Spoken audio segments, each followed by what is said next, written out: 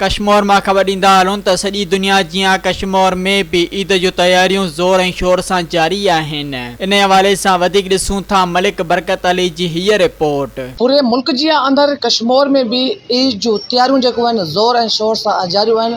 अचो था कश्मीर जे शहरनि सां ॻाल्हि ॿोल था कयूं, उन जो जेके ईद जो तैयारियूं आहिनि उहे कीअं पिया हलनि। ड्रेसा वगैरह खरीद करूँ था ऐं ख़रीदारी वीआईपी थिए थी असांजे शहर कश्मीर में।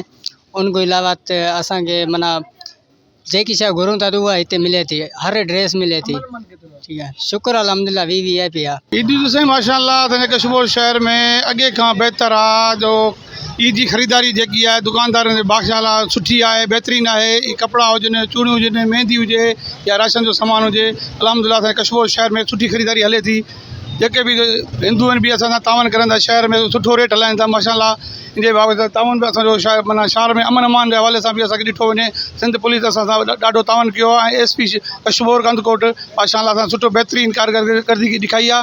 जंहिंमें इहो असांखे ख़बर पवे थी त शहर में हाणे रश बि आहे, कारोबार बि हले थो, सुठो हले थो, अमन बि आहे ऐं 24 घंटे असांजे पुलिस निगरानी में आहे। तो शहर सॼे में गश्त करे थी।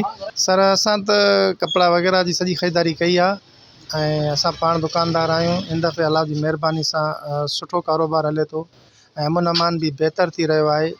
अॻे जी बनस्बत हिन दफ़े कारोबार सुठो हलियो आहे ऐं कश्मीर ज़िले जे हिसाब सां बहितरीनु कारकरदगी ऐं बहितरीनु हिकु सुठो कारोबार हले थो ऐं उनखां पोइ इंतिज़ामिया बि सुठो हलियो आहे। का शिकायत अहिड़ी न आई आहे शहर जे हिसाब सां जो अहिड़ी काई हुजे। बहरहाल अॻे खां बहितर आहे, अमन अमान बि बहितर आहे ऐं सुठे तरीक़े सां कमु हलियो आहे। सब्सक्राइब कयो अवामी न्यूज़ HD खे ऐं ताज़ा तरीन ख़बरुनि लाइ ॾिसंदा रहो अवामी न्यूज़ HD।